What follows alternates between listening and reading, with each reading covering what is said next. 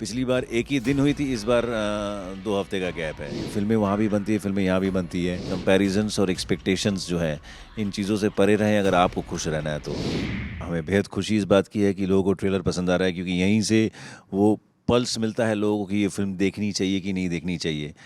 तो पसंद आ रहा है तो हम उम्मीद कर रहे हैं कि लोग फिल्म जाएंगे देखने के लिए। बहुत ही अच्छे रिस्पॉन्स है। रिस्पॉन्सेज जो हम लोग के पास, जो कमेंट्स, रिव्यूज़ जो आ रही है, सॉन्ग्स, ट्रेलर एंड एवरीथिंग, तो लोग बहुत पसंद कर रहे हैं, बहुत अच्छी अच्छी बातें बोल रहे हैं और लग रहा है कि मानुष विल रॉक। ये राइटिंग से ही थॉट शुरू होता है। अगर अच्छी लिखावट हो तो आपको एक स्केच बनाने में आसानी होती है कि हाँ, इस कैरेक्टर को मैं कैसे अप्रोच करूँगा।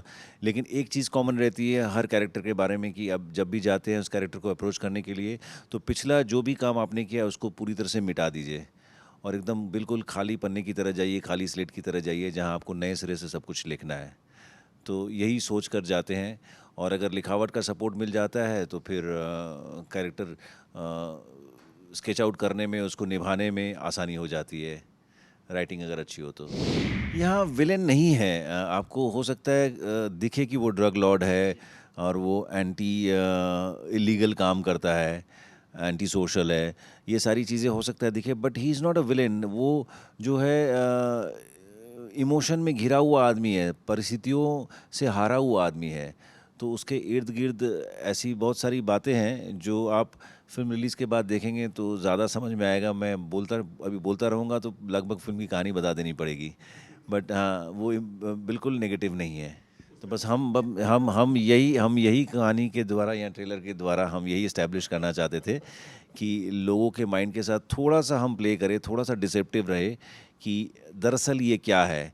क्योंकि ट्रेलर में अगर सब कुछ बता देंगे तो फिल्म का मज़ा नहीं रह जाता है। तो फिल्म देखने का मज़ा तभी आएगा जब ये सारे सवाल आपके दिमाग में हों कि क्या हो सकता है।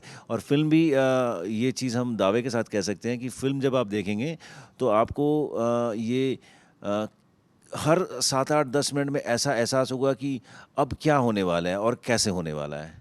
ये जो है, ये फिल्म देखते देखते आपको लगेगा। जैसे ट्रेलर में कुछ सवाल अधूरे रह जाते हैं, फिल्म देखते देखते भी वैसे ही कुछ सवाल अपने मन में चलते रहेंगे।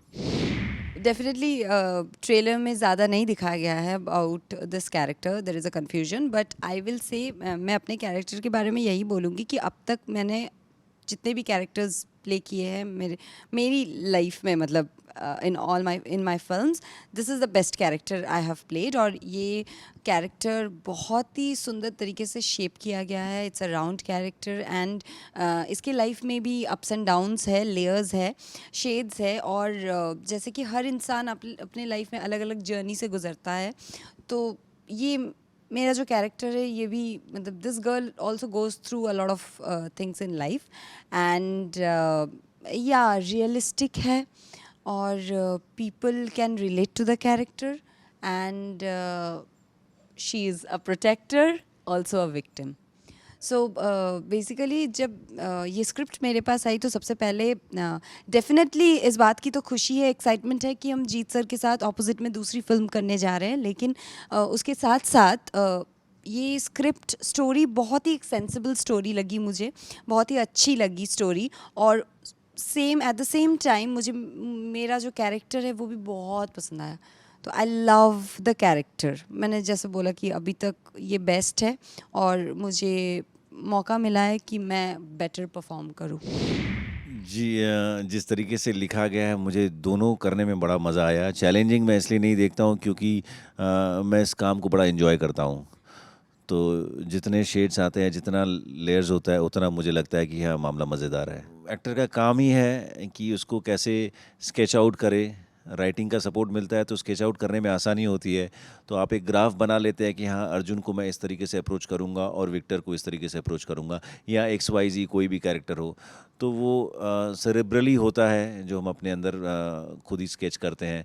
इसको बयां करना बड़ा मुश्किल हो जाएगा। जी, हम प्रेशर नहीं लेते हैं क्योंकि हमारा काम है ईमानदारी के साथ और मेहनत के साथ काम करते रहो और कोशिश करो जितना भी जो सेंसिबिलिटीज़ हैं उसके साथ कुछ अच्छी अच्छी फिल्में चुनो और लोगों तक लेकर आओ।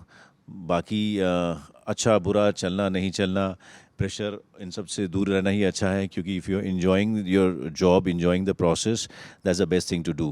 कहते हैं ना कि सफ़र खूबसूरत होना चाहिए मंजिल से। हाँ, तो बस यहाँ पर हम सफ़र को एंजॉय करते रहते हैं, बस वही बात है। साइज़ का डिफरेंस है, मार्केट का डिफरेंस है। अदरवाइज़ देखिए, फ़िल्में वहाँ भी बनती है, फ़िल्में यहाँ भी बनती है, और ये प्रोसेस तो एक ही है।